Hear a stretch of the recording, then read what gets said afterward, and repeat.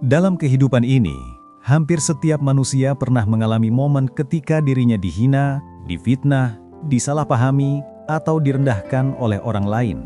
Dan kejadian seperti itu sering meninggalkan luka yang dalam di hati, seolah harga diri yang telah kita jaga bertahun-tahun hancur dalam sekejap hanya karena ucapan seseorang yang tidak bertanggung jawab.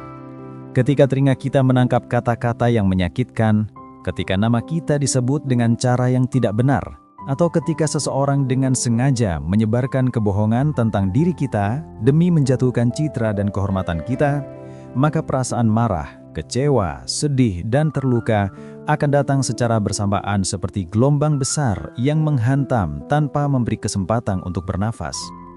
Pada saat seperti itu, manusia memiliki kecenderungan untuk ingin membalas, ingin menjelaskan, ingin memprotes, atau ingin membuktikan bahwa dirinya tidak bersalah, seolah harga diri hanya bisa dipulihkan dengan konfrontasi atau pembenaran di hadapan orang lain. Akan tetapi, pertanyaan yang perlu kita renungkan adalah, apakah semua reaksi spontan tersebut benar-benar merupakan pilihan terbaik bagi jiwa kita? Atau hanya sekedar pelampiasan emosi yang tidak membawa ketenangan jangka panjang? Dalam Islam, ujian tidak hanya datang dalam bentuk kehilangan harta atau musibah yang terlihat oleh mata, tetapi juga melalui luka-luka yang ditimbulkan oleh mulut manusia. Ketika seseorang merendahkan martabat kita, ketika mereka melemparkan fitnah tanpa dasar yang jelas, atau ketika mereka menghina tanpa memikirkan akibat dari kata-kata tersebut, maka sebenarnya yang sedang diuji bukan hanya kesabaran, tetapi juga kualitas iman yang tertanam dalam hati kita. Ini adalah fase ketika Allah Subhanahu wa Ta'ala sedang menakar seberapa kuat hati kita berdiri di tengah badai, seberapa jauh kita mampu menahan diri dari membalas keburukan dengan keburukan, dan seberapa dewasa kita dalam menghadapi kezaliman tanpa harus merendahkan diri kita sendiri. Di pertengahan pesan ini, izinkan saya mengajak sahabat semua untuk menekan tombol subscribe pada kanal ARS Pandangan Hidup. Karena dengan menonton dan mendukung kanal ini, teman-teman turut membantu menyebarkan pandangan hidup yang menenangkan jiwa, memperluas wawasan spiritual, serta memperkuat langkah kita dalam menghadapi ujian hidup yang tak pernah berhenti.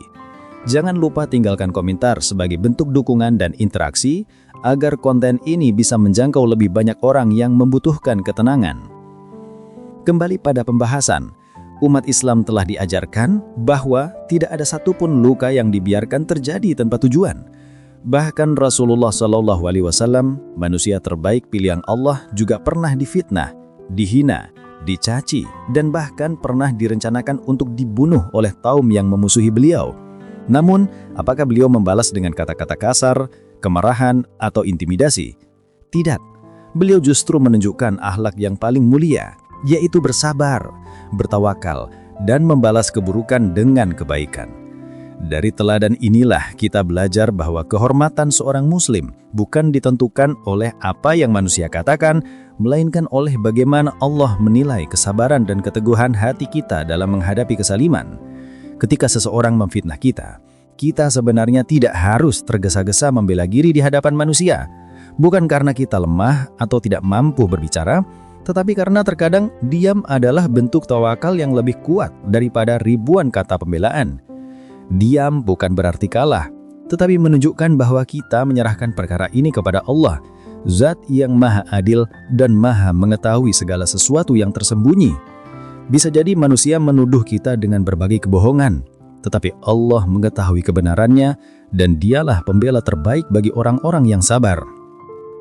Bahkan terkadang, hinaan yang kita terima justru menjadi cara Allah untuk mengangkat derajat kita di sisinya, membersihkan dosa-dosa kita, atau menjauhkan kita dari orang-orang yang tidak pantas berada di sekitar kita. Maka langkah pertama untuk bertahan di tengah fitnah adalah menguatkan hati. Sebab hati adalah pusat dari seluruh tindakan. Jika hati kuat, maka lisan akan terjaga, pikiran akan jernih, dan sikap akan terarah dengan bijaksana. Namun pertanyaannya, bagaimana cara menguatkan hati di tengah tekanan yang sangat menyakitkan? Salah satu caranya adalah menyadari bahwa ini adalah ujian dari Allah, bukan sekedar kebetulan atau kesialan yang tiba-tiba menimpa. Allah tidak mungkin memberikan ujian tanpa tujuan. Allah ingin melihat apakah kita memilih membalas dengan emosi atau tetap tenang karena yakin kepada keadilannya. Allah mengingatkan dalam Al-Quran surah Al-Ankabut ayat 2, apakah manusia mengira bahwa mereka akan dibiarkan mengatakan kami telah beriman, sedangkan mereka tidak diuji? Ayat ini menjadi pengingat bahwa setiap hinaan yang kita terima dapat menjadi ladang pahala yang Allah hadirkan tanpa kita harus melakukan apapun, selama kita bersabar dan tidak membalas dengan cara yang buruk. Fitnah dapat menjadi penebus dosa, bisa menjadi pengangkat derajat, dan bisa menjadi jalan menuju kemuliaan akhirat. Langkah berikutnya untuk menguatkan hati adalah kembali kepada Allah melalui doa dan sujud yang panjang. Tempat terkuat bagi seorang muslim adalah ketika dahinya menyentuh lantai dalam sujud, ketika ia mencurahkan seluruh keluh kesah kepada Zat yang Maha Mendengar. Menangislah jika perlu, ceritakan seluruh luka kepada Allah, karena tidak ada tempat yang lebih aman bagi hati yang terluka selain kembali kepada Tuhannya. Rasulullah sendiri ketika dihina sebagai tukang sihir, pemecah belah keluarga, bahkan dianggap gila, beliau tidak membalas dengan amarah. Beliau justru mendekat kepada Allah, memperbanyak salat malam, memperpanjang doa, dan menguatkan hati dengan munajat. Beliau mengajarkan bahwa kekuatan seorang mukmin sejati bukan terletak pada kerasnya kata-kata, tetapi pada sabar dan tawakal yang menghiasi hatinya. Selain itu, kita juga harus yakin bahwa kehormatan sejati bukan berasal dari pujian manusia, tetapi berasal dari ridho Allah. Terkadang kita terlalu sibuk ingin membuktikan kepada manusia bahwa kita tidak bersalah, padahal penilaian Allah jauh lebih penting. Ulama besar Ibnul Qayyim rahimahullah pernah berkata bahwa barang siapa menjadikan Allah sebagai pelindung kehormatannya, maka Allah akan menjaganya lebih baik daripada ia menjaga dirinya sendiri. Ini bermakna bahwa ketika kita berserah kepada Allah dalam kondisi tidak mampu membela diri, maka Allah sendiri yang akan turun tangan untuk membersihkan nama kita. Bahkan itu membutuhkan waktu yang panjang. Waktu akan membuktikan siapa yang jujur dan siapa yang dusta. Dan Allah tidak pernah mengecewakan hamba yang bersabar. Karena itu, jangan larut terlalu lama dalam kesedihan. Kesedihan itu manusiawi, tetapi jangan biarkan ia menguasai hidup kita. Bangkitlah, kuatkan punggungmu dan ucapkan dalam hati, Ya Allah, Engkau melihat semuanya. Cukup Engkau menjadi saksi dan pembelaku. Ketahuilah bahwa hati yang kuat bukanlah hati yang tidak pernah sedih, tetapi hati yang tahu kepada siapa ia harus kembali. Dan tempat terbaik untuk kembali adalah kepada Allah. Setelah hati dikuatkan dengan kesadaran bahwa setiap ujian memiliki tujuan ilahi, maka langkah berikutnya yang tidak kalah penting adalah menjaga lisan. Karena lisan adalah pintu yang dapat membawa kedamaian atau justru menambah luka yang sebenarnya bisa dicegah. Ketika seseorang difitnah, dihina, atau dijatuhkan martabatnya oleh ucapan orang lain, maka godaan terbesar adalah ingin membalas dengan kata-kata yang lebih tajam. Ingin mengungkapkan semua kemarahan yang membara di dalam diri, atau ingin meluapkan kekecewaan dalam bentuk kalimat yang tidak terkontrol. Namun disinilah letak ujian yang sesungguhnya, yaitu apakah kita mampu menahan lidah dari membalas keburukan dengan keburukan, atau malah terjerumus ke dalam tindakan yang membuat kita turun pada tingkat yang sama dengan orang-orang yang berbuat zalim kepada kita. Rasulullah Shallallahu Alaihi Wasallam mengingatkan kita dalam sabdanya yang agung, barang siapa beriman kepada Allah dan hari akhir, hendaklah ia berkata baik atau diam. Ini menunjukkan bahwa diam bukanlah tanda kelemahan, tetapi tanda kedewasaan jiwa dan ketegasan kendali diri. Orang yang mampu diam ketika sedang marah adalah orang yang hatinya telah ditopang oleh kesabaran yang kuat, karena tidak semua orang mampu menahan kata-kata yang ingin meledak keluar saat perasaannya tersakiti. Ketika kita memilih diam di tengah hinaan, bukan berarti kita kalah, tetapi karena kita memahami bahwa membalas hanya akan memperkeruh keadaan dan tidak membawa kebaikan sedikit pun bagi diri kita. Ibarat seseorang yang dilempar lumpur, jika kita membalas dengan melempar balik, maka kita pun akan ikut kotor. Namun jika kita menahan diri, membersihkan diri, dan membiarkan waktu berbicara, maka kita akan keluar dari peristiwa tersebut dengan hati yang lebih bersih dan martabat yang lebih terjaga. Dalam menjaga lisan, kita perlu menyadari bahwa lisan dapat menjadi sumber pahala yang besar atau sumber dosa yang tidak terhitung. Banyak orang yang rusak reputasinya bukan karena perbuatan yang ia lakukan, tetapi karena ia tidak mampu menahan lisannya dari membalas ucapan buruk yang diarahkan kepadanya. Orang yang menghina kita mungkin tidak mengetahui akibat dari kata-katanya, tetapi kita memiliki kendali penuh atas diri kita sendiri. Terkadang diam adalah bentuk ibadah, terutama ketika kita mampu membalas, tetapi kita memilih untuk menahan diri demi mengharap ridho Allah. Di dalam Al-Quran, Allah menyebutkan bahwa membalas kejahatan memang diperbolehkan, tetapi membalas dengan cara yang lebih baik adalah tindakan yang jauh lebih mulia. Tolaklah kejahatan itu dengan cara yang lebih baik. Demikian firman Allah dalam surat Fussilat ayat 34. Ini menunjukkan bahwa Allah memuji orang yang mampu merespon keburukan dengan kebaikan, bukan dengan balasan yang serupa. Orang seperti ini adalah orang yang tidak tunduk pada emosi, tetapi tunduk pada petunjuk Tuhannya.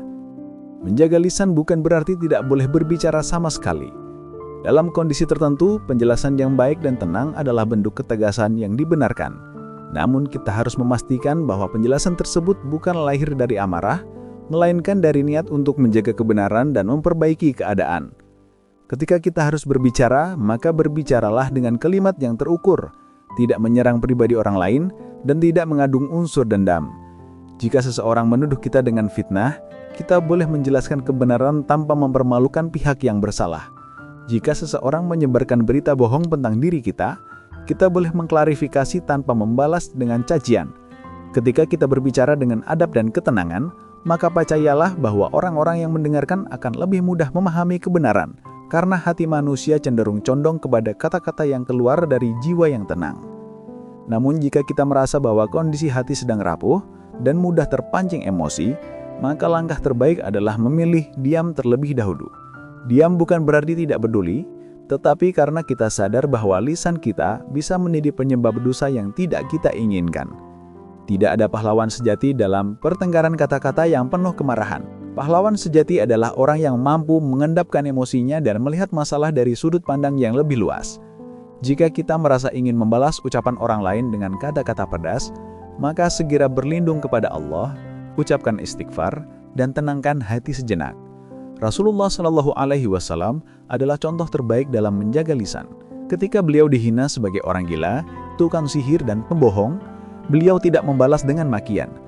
Bahkan ketika beliau dilempari batu oleh penduduk Taif hingga darah memenuhi tubuhnya, beliau tidak mendoakan keburukan bagi mereka, tetapi justru memohon kepada Allah agar memberikan hidayah kepada mereka. Betapa luasnya hati beliau, betapa lembutnya akhlak yang menghiasi hidup beliau, sehingga hinaan tidak mampu merusak ketenangan jiwa beliau. Beliau tahu bahwa membalas hinaan dengan doa jauh lebih mulia daripada membalas dengan amarah. Dari teladan ini, kita belajar bahwa menjaga lisan bukan hanya tuntutan moral, tetapi juga kunci ketenangan jiwa. Selain menjaga lisan agar tidak membalas keburukan, kita juga harus menjaga diri dari rasa ingin menyebarkan keburukan tentang orang lain sebagai bentuk balasan. Terkadang ketika kita difitnah, muncul dorongan untuk membuka aib orang yang memfitnah kita. Seolah dengan cara itu, kita bisa membalas rasa sakit yang kita rasakan. Namun tindakan seperti itu tidak akan memperbaiki keadaan dan justru membuat kita terjerumus pada perilaku yang dilarang. Membalas fitnah dengan fitnah hanya akan menciptakan lingkaran keburukan yang tidak berujung. Jika seseorang menebar keburukan, jangan biarkan kita menjadi bagian dari arus yang sama. Biarkan mereka yang berkata buruk mendapatkan balasannya dari Allah, karena balasan Allah jauh lebih adil daripada balasan manusia. Ketika lisan terjaga, hati akan lebih tenang. Ketika hati tenang, pikiran akan lebih jernih. Dan ketika pikiran jernih, kita bisa mengambil keputusan yang lebih baik dalam menghadapi setiap fitnah yang datang. Menjaga lisan berarti menjaga kehormatan diri. Tidak semua hal harus dijawab, tidak semua serangan harus ditanggapi, dan tidak semua hinaan layak diberi perhatian. Terkadang membalas hanya akan membuat kita terlihat sama rendahnya. Tetapi ketika tidak memilih untuk tetap berakal sehat di tengah provokasi, maka kita sedang menunjukkan kualitas iman dan kebijaksanaan. Menjaga lisan adalah benteng kekuatan seorang muslim ketika dunia mencoba menjatuhkannya dengan kata-kata. Karena itu dalam menghadapi fitnah dan hinaan, peganglah prinsip ini. Jika kata-kata kita tidak bisa mendatangkan kebaikan, maka diamlah, serahkan kepada Allah, dan jagalah hati agar tidak dipenuhi dendam. Diam yang dilakukan karena Allah akan dicatat sebagai amal ibadah yang besar dan balasannya jauh lebih indah daripada kepuasan sesaat ketika membalas dengan kata-kata kasar. Setelah seseorang mampu menjaga lisannya dalam menghadapi fitnah dan hinaan, maka langkah berikutnya adalah memperkuat hati dengan memperbanyak doa dan mendekatkan diri kepada Allah. Karena tidak ada kekuatan yang lebih besar daripada kekuatan spiritual yang bersumber dari hubungan yang kokoh antara seorang hamba dengan Robnya. Doa bukan hanya sekadar ucapan yang keluar dari mulut, bukan pula sekadar rangkaian kalimat yang diulang tanpa makna. Doa adalah percakapan, keluhan, rintihan, dan harapan seorang hamba kepada Tuhan yang Maha Mengetahui isi hati manusia. Doa adalah tempat di mana seseorang menyerahkan seluruh kesedihan yang tidak bisa ia jelaskan kepada manusia. Tempat di mana ia menumpahkan air mata yang tidak mampu ia tahan lagi, dan tempat di mana ia mengatakan, "Ya Allah, Engkau lebih mengetahui apa yang sedang aku alami." Dalam doa, seseorang menemukan kekuatan baru yang tidak ia dapatkan dari selain Allah. Ketika seseorang difitnah, dihina, atau diuji dengan berbagai bentuk kesulitan, hatinya seringkali terombang-ambing oleh rasa sedih, kecewa, marah, dan tidak berdaya. Semua perasaan itu adalah hal yang manusiawi, tetapi jika hati dibiarkan terus-menerus bergolak tanpa pegangan, maka seseorang bisa kehilangan arah dalam hidupnya. Doa memberikan stabilitas batin yang tidak bisa diberikan oleh siapapun. Doa membuat seseorang sadar bahwa apapun yang menimpanya tidak luput dari perhatian Allah. Betapapun kejamnya ucapan manusia, betapapun tidak adilnya perlakuan seseorang terhadap kita, Allah selalu Maha Adil dan tidak pernah tidur. Tidak ada satu tetes air mata pun yang sia-sia di hadapannya. Mendekatkan diri kepada Allah juga berarti memperbanyak ibadah, memperkuat sholat, memperbanyak zikir, membaca Al-Quran, serta memperbaiki kualitas keyakinan di dalam hati. Ketika seseorang perdalam hubungannya dengan Allah, maka ia akan merasakan ketenangan yang tidak bisa dijelaskan dengan kata-kata. Al-Quran menyebutkan bahwa dengan mengingat Allah, hati menjadi tenang. Ketika hati tenang, maka seseorang tidak mudah terpancing oleh provokasi orang lain, tidak mudah tergunjang oleh fitnah, dan tidak mudah kehilangan arah ketika dunia terasa berat. Perbanyaklah doa, terutama doa perlindungan dari kezoliman manusia. Nabi Muhammad SAW mengajarkan doa yang sangat indah. Ya Allah, aku berlindung kepadamu dari kesedihan dan kesusahan.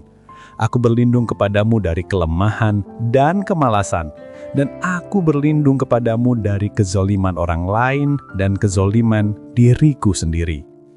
Doa ini mengajarkan bahwa manusia membutuhkan pertolongan Allah untuk menghadapi segala bentuk kezaliman yang menimpanya. Tidak ada benteng yang lebih kuat daripada perlindungan Allah.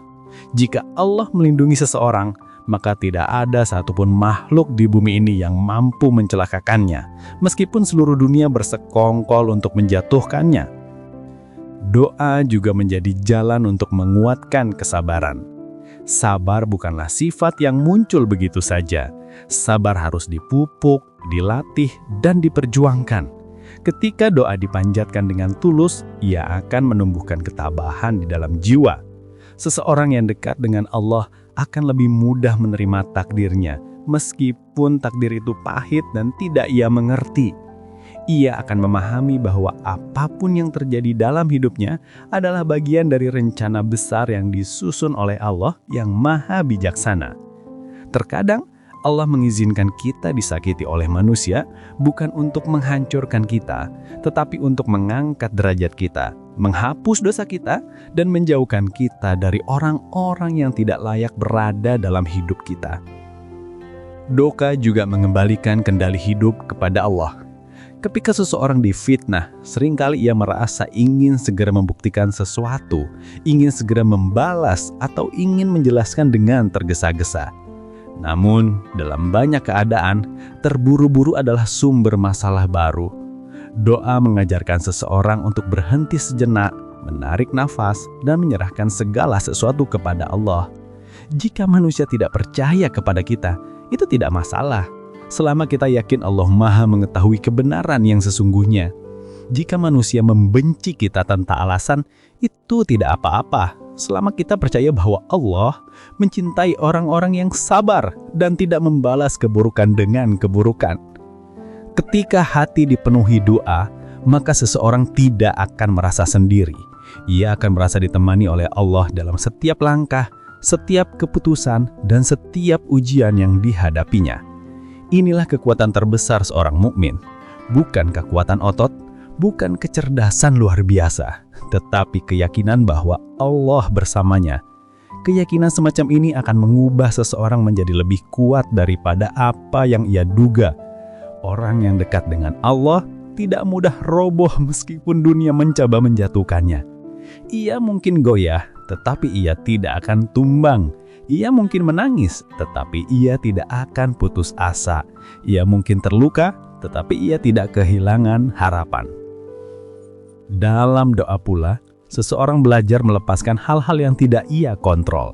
Fitnah, perkataan buruk, dan pandangan manusia adalah hal yang tidak bisa kita kontrol sepenuhnya. Yang bisa kita kontrol adalah hati kita, cara kita bersikap, dan bagaimana kita menjaga hubungan kita dengan Allah.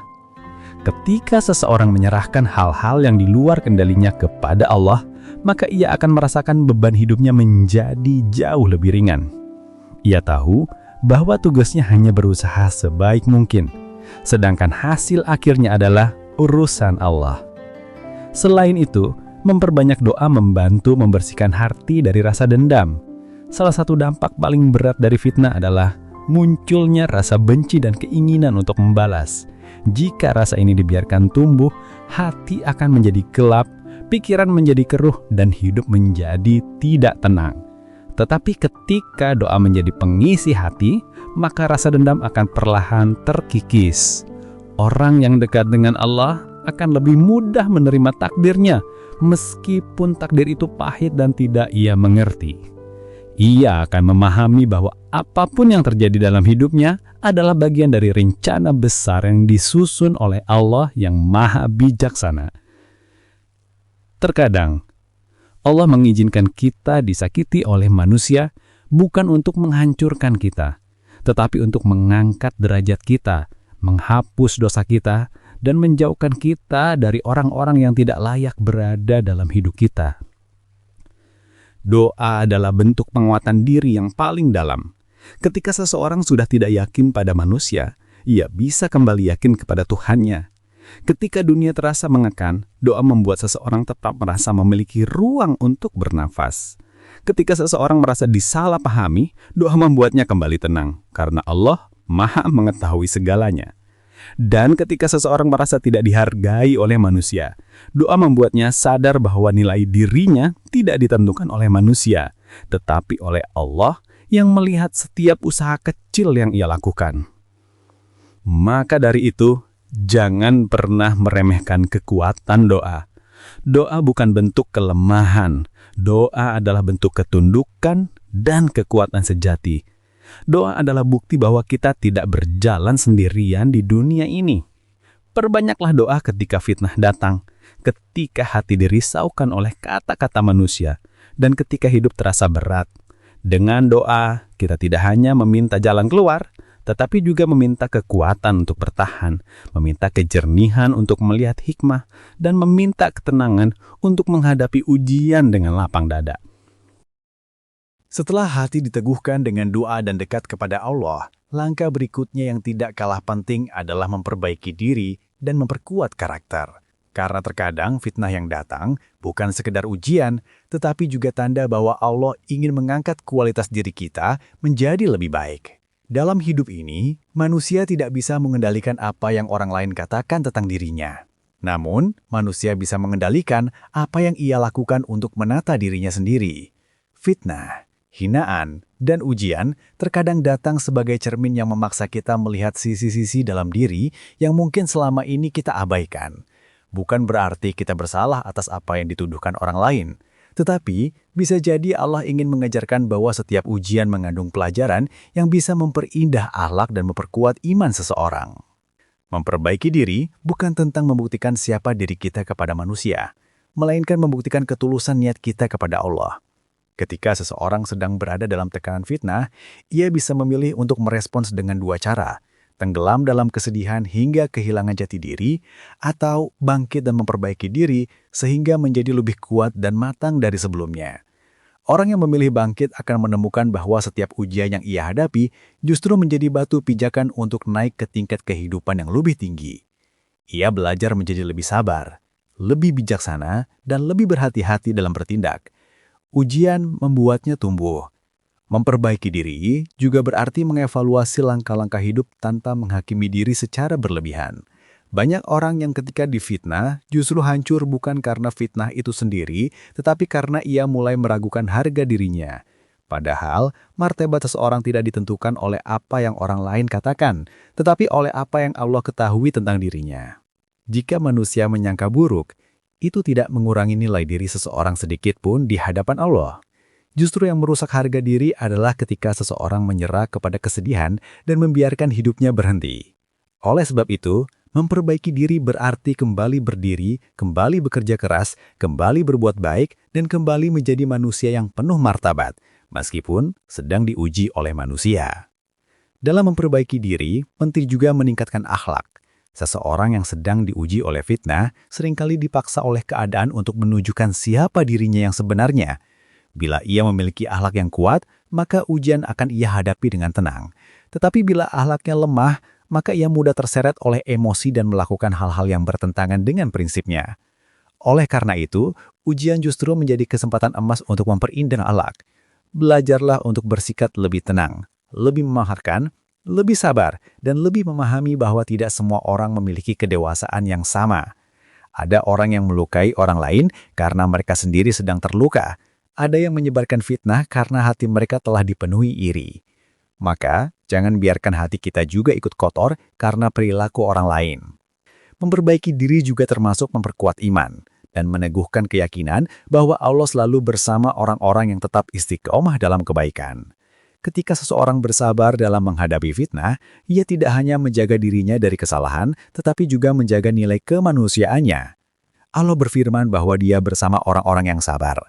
Jika Allah bersama kita, maka tidak ada satupun fitnah yang dapat menjatuhkan kita tanpa izinnya. Selain itu, memperbaiki diri berarti memperluas wawasan dan meningkatkan kualitas intelektual. Banyak orang yang semakin kuat menghadapi kehidupan karena mereka terus belajar. Mereka membaca, merenung, dan memahami makna kehidupan dari berbagai sisi. Seseorang yang memiliki wawasan luas tidak mudah terseret arus emosi ketika dihina. Ia mengetahui bahwa manusia bebas berbicara, tetapi nilai dirinya tidak ditentukan oleh mereka. Ia memahami bahwa hidup terlalu berharga untuk dihabiskan memikirkan pendapat orang yang tidak mengerti apa-apa tentang dirinya. Ujian juga harus dijadikan sarana untuk memperbaiki pola pikir. Pola pikir yang kuat adalah pola pikir yang tidak mudah runtuh oleh tekanan. Orang yang memiliki pola pikir positif akan melihat fitnah sebagai proses pendewasaan, bukan sebagai kehancuran. Ia menyadari bahwa dunia ini memang tempat ujian, dan manusia akan diuji sesuai kemampuannya. Jika ujian yang datang terasa berat, itu berarti Allah yakin ia mampu melewatinya. Pola pikir seperti ini hanya bisa dimiliki oleh orang yang mau belajar dari setiap pengalaman pahit. Salah satu bagian penting dari memperbaiki diri adalah mengembangkan empati. Terkadang, setelah seseorang merasakan pahitnya fitnah, ia menjadi pribadi yang lebih lembut kepada orang lain.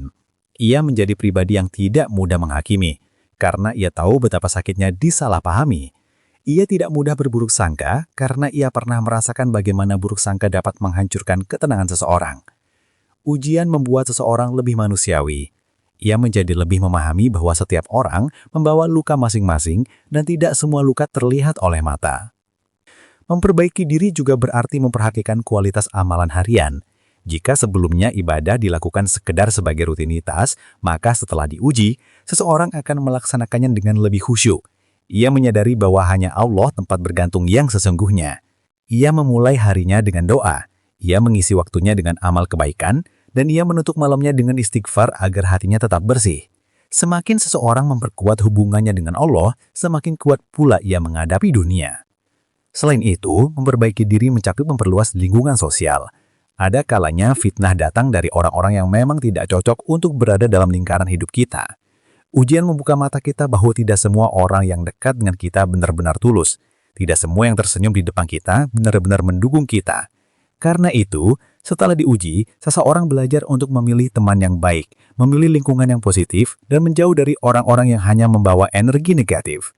Lingkungan yang baik akan membantu proses penyembuhan, sedangkan lingkungan yang buruk akan memperburuk luka. Yang terakhir, memperbaiki diri berarti tetap melanjutkan hidup tanpa terjebak dalam masa lalu. Fitnah mungkin menyisakan luka, tetapi luka itu bukan alasan untuk berhenti. Setiap orang berhak bangkit, melanjutkan langkah dan menata hidupnya kembali. Jangan biarkan fitnah menghambat masa depan. Jangan biarkan hinaan orang lain membuat kita takut melangkah. Ujian adalah bagian dari perjalanan, bukan akhir dari segalanya. Ketahuilah, orang yang terus memperbaiki diri adalah orang yang akan menang pada akhirnya. Fitnah mungkin mengguncang, tetapi ia tidak akan bisa menjatuhkan seseorang yang terus memperbaiki diri dan mendekat kepada Allah. Dan ketika waktunya tiba, Allah sendiri yang akan menunjukkan kebenaran, meninggikan derajat kita, dan memberikan balasan yang seadil-adilnya. Setelah seseorang memperbaiki diri dan memperkuat akhlaknya, maka langkah berikutnya yang tidak boleh diabaikan adalah mempercayakan seluruh urusan kepada Allah dengan sepenuh keyakinan. Karena pada akhirnya, tidak ada yang lebih mengetahui isi hati manusia, tidak ada yang lebih memahami kebenaran, dan tidak ada yang lebih adil dalam memberi balasan selain Allah yang Maha Bijaksana. Tawakal adalah puncak ketenangan bagi jiwa yang sedang dilanda badai fitnah. Ini bukan sekedar menyerahkan diri tanpa usaha, tetapi sikap hati yang yakin bahwa setelah semua ikhtiar dilakukan dengan benar, maka hasilnya harus diserahkan sepenuhnya kepada Allah. Tawakal adalah bentuk paling tinggi dari ketundukan dan penerimaan seorang hamba terhadap kehendak Tuhannya. Ketika fitnah menghantam, seringkali manusia merasa ingin segera mendapatkan pembelaan, ingin segera melihat kebenaran terbuka lebar, ingin segera melihat kedoliman dibalas di dunia secara langsung. Namun Allah memiliki caranya sendiri dalam menyingkap kebenaran.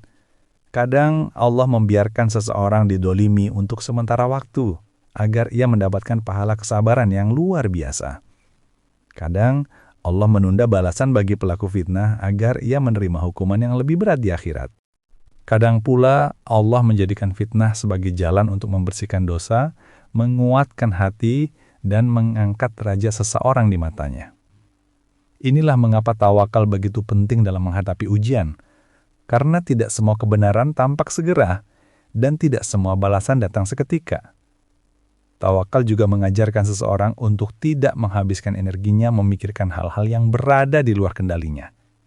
Banyak orang yang setelah difitnah merasa hidupnya hancur, karirnya terancam, atau reputasinya rusak. Namun orang yang bertawakal tahu bahwa manusia hanya bisa berbicara, tetapi rizki, kemuliaan, kedudukan, dan masa depan seseorang berada sepenuhnya dalam genggaman Allah. Jika Allah ingin meninggikan derajat seseorang, maka tidak ada makhluk di bumi ini yang mampu merendahkannya. Jika Allah ingin menjaga nama seseorang, maka tidak ada tangan-tangan kotor yang bisa mencemarinya. Tawakal memberikan ketenangan bahwa manusia tidak perlu disibukkan oleh ketakutan yang berlebihan, karena Allah lah yang mengatur segala sesuatu. Ketika seseorang bertawakal, ia akan melihat dunia dengan cara yang lebih damai. Ia menyadari bahwa setiap ucapan buruk tentang dirinya berada di bawah pengawasan Allah. Tidak ada satu huruf pun dari fitnah yang keluar dari mulut manusia yang tidak dicatat oleh malaikat.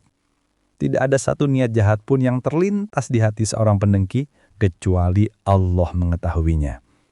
Maka seseorang yang tawakal tidak akan terguncang oleh opini manusia, karena ia tahu bahwa penilaian manusia tidak memiliki kuasa untuk mengubah takdir yang sudah Allah tetapkan. Tawakal juga mengajarkan seseorang untuk tidak menghabiskan energinya memikirkan hal-hal yang berada di luar kendalinya. Banyak orang yang setelah difitnah merasa hidupnya hancur, karirnya terancam, atau reputasinya rusak.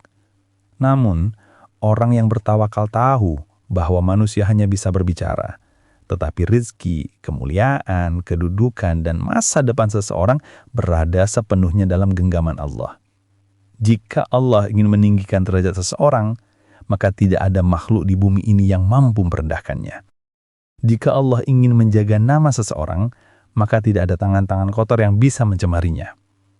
Tawakal memberikan ketenangan bahwa manusia tidak perlu disibukkan oleh ketakutan yang berlebihan, karena Allah lah yang mengatur segala sesuatu. Ketika seseorang bertawakal, ia akan melihat dunia dengan cara yang lebih damai. Ia menyadari bahwa setiap ucapan buruk tentang dirinya berada di bawah pengawasan Allah. Tidak ada satu huruf pun dari fitnah yang keluar dari mulut manusia yang tidak dicatat oleh malaikat. Tidak ada satu niat jahat pun yang terlintas di hati seorang pendengki, kecuali Allah mengetahuinya. Maka, seseorang yang tawakal tidak akan terguncang oleh opini manusia, karena ia tahu bahwa penilaian manusia tidak memiliki kuasa untuk mengubah takdir yang sudah Allah tetapkan. Tawakal juga mengajarkan seseorang untuk tidak merasa tertekan untuk membuktikan dirinya kepada orang lain. Banyak yang berjuang keras ingin membuktikan bahwa tuduhan orang lain salah, ingin mengklarifikasi semua hal, ingin memperbaiki pandangan setiap orang, padahal itu tugas yang mustahil. Manusia tidak akan pernah sepenuhnya puas. Ada yang tetap percaya pada fitnah, meskipun bukti kebenaran sudah jelas. Ada yang menolak kebenaran hanya karena hatinya dipenuhi iri. Oleh sebab itu, bertawakal berarti melepaskan kebutuhan untuk selalu terlihat benar di mata manusia, dan fokus pada bagaimana terlihat benar di mata Allah. Tawakal menjadikan seseorang lebih kuat secara emosional. Ia tidak mudah terprovokasi, ia tidak mudah marah, ia tidak mudah merasa hancur oleh perkataan manusia. Ia tahu bahwa apapun yang terjadi dalam hidupnya telah ditulis oleh Allah jauh sebelum manusia berbicara tentang dirinya. Dan jika Allah yang menulis takdirnya, maka tidak ada manusia yang mampu mengubahnya. Keyakinan seperti ini membuat hati menjadi sangat kuat, bahkan di tengah badai sekalipun.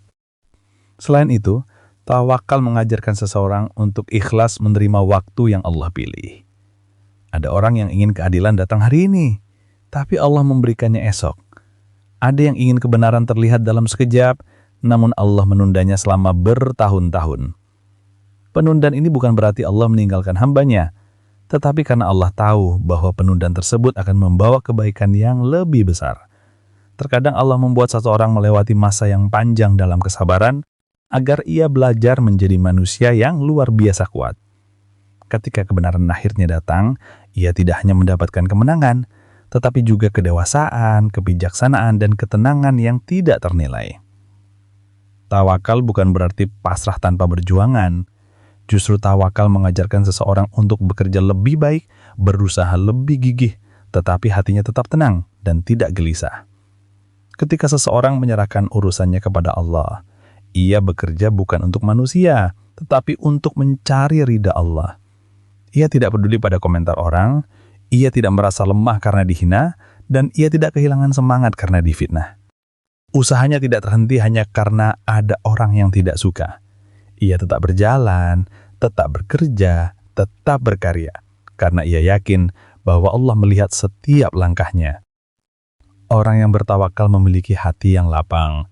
Ia tidak menyimpan dendam terlalu lama, karena ia tahu bahwa urusan balas dendam bukan miliknya, tetapi milik Allah. Ia tidak menyimpan kebencian mendalam, karena ia tahu bahwa membenci hanya akan merusak ketenangan hatinya sendiri. Ia tidak berharap terlalu banyak kepada manusia, karena harapan yang terlalu besar kepada manusia sering berakhir dengan kekecewaan. Dengan tawakal, ia meletakkan harapannya pada tempat yang tepat, yaitu pada Allah. Tawakal juga memberi seseorang keberanian. Orang yang bertawakal tidak takut menghadapi masa depan meskipun ia baru saja dihancurkan oleh fitnah. Ia tahu bahwa Allah mampu mengganti setiap kehilangan dengan sesuatu yang jauh lebih baik. Ia tahu bahwa Allah bisa membuka pintu rezeki dari arah yang tidak pernah ia sangka. Ia tahu bahwa setiap air mata yang jatuh sewaktu ia sujud akan dibalas oleh Allah dengan hadiah yang sangat besar. Karena itu, tawakal melahirkan optimisme yang hanya dimiliki oleh jiwa-jiwa yang beriman. Pada akhirnya, tawakal adalah puncak perjalanan spiritual dalam menghadapi fitnah. Ini adalah kondisi hati yang menerima bahwa manusia hanyalah makhluk yang lemah, sementara Allah adalah pengatur segala urusan. Ketika seseorang sudah mencapai tingkat tawakal yang benar, maka fitnah apapun tidak akan mampu meruntuhkan hidupnya. Ia mungkin terluka, tetapi tidak putus asa. Ia mungkin menangis, tetapi tidak patah. Ia mungkin jatuh, tapi ia bangkit kembali dengan kekuatan yang lebih besar, karena ia tahu bahwa Allah tidak pernah meninggalkan hamba-Nya. Sahabat, sebelum kita tutup, mari kita panjatkan doa bersama-sama. Ya Allah, Tuhan yang Maha mengetahui segala isi hati, Tuhan yang Maha melihat segala perbuatan makhluk, pada penghujung pembahasan panjang ini, kami memohon kepadamu dengan penuh kerendahan hati. Ya Allah, lapangkanlah dada kami ketika dunia mencoba menyempitkannya dengan fitnah dan hinaan. Kuatkan langkah kami ketika orang lain berusaha menjatuhkannya. Jadikan hati kami hati yang tidak mudah retak oleh kata-kata manusia, tetapi semakin kokoh karena keyakinan kepadamu. Ya Allah, jika ada luka yang tersembunyi di dalam hati, sembuhkanlah. Jika ada pedih yang tidak mampu kami ucapkan kepada siapapun selain Engkau, tenangkanlah. Jika ada beban pikiran yang merundukkan bahu kami, ringankanlah dengan kasih sayang-Mu. Jadikan setiap fitnah yang kami hadapi sebagai penggugur dosa. Jadikan setiap hinaan yang kami sabari sebagai pengangkat derajat. Jadikan setiap air mata yang jatuh karena terzalimi sebagai saksi cinta kami kepadamu pada hari ketika tidak ada berlindungan selain lindungan-Mu. Ya Allah, jadikan hati kami hati yang mudah memaafkan bukan karena kami lemah, tetapi karena kami ingin meraih kemuliaan dari-Mu. Jangan biarkan kami membalas keburukan dengan keburukan, tetapi ajarkan kami membalasnya dengan kebaikan dan kebijaksanaan. Tanamkan dalam diri kami sifat sabar para nabi, kelapangan dada para sahabat, dan keteguhan iman orang-orang soleh. Ya Allah, jika ada orang yang memfitnah kami, Engkau lebih mengetahui kebenaran kami. Jika ada orang yang merendahkan kami, Engkau mengetahui nilai kami yang sesungguhnya. Jika ada orang yang ingin mencelakai kami, lindungilah kami dengan penjagaan-Mu yang tidak pernah lalai sedetik pun.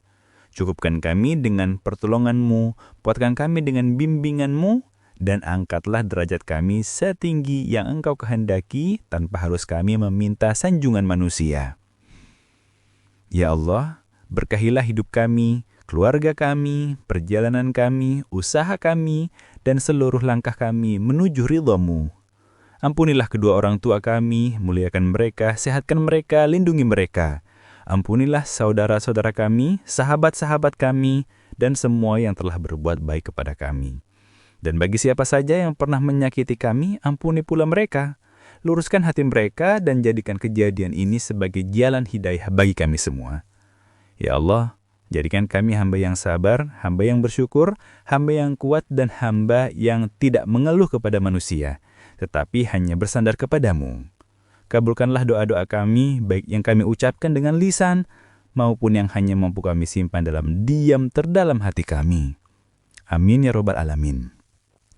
Sebelum video ini berakhir, kami ingin mengucapkan terima kasih yang sebesar-besarnya kepada sahabat semua yang sudah menonton dengan hati yang lapang dan kesabaran yang penuh. Semoga apa yang kita bahas hari ini menjadi cahaya dalam hidup kalian, penguat di saat kalian lemah, dan pengingat di saat dunia terasa sempit. Terima kasih karena telah menyempatkan waktu untuk bersama-sama memperbaiki diri. Terima kasih karena telah memilih untuk terus belajar dan meneguhkan hati. Jangan lupa sahabat semua, dukung terus perjalanan dakwah dan motivasi ini dengan cara subscribe, like, bagikan, dan tuliskan komentar terbaik kalian di bawah ini. Mari kita besarkan bersama channel AAHRS Pandangan Hidup agar semakin banyak orang yang mendapatkan manfaat, ketenangan, dan kekuatan iman melalui setiap video yang dihadirkan. Sampai jumpa di video selanjutnya. Semoga Allah selalu menjaga kalian, memuliakan kalian, dan mengangkat derajat kalian dengan cara yang paling indah. Wassalamualaikum warahmatullahi wabarakatuh.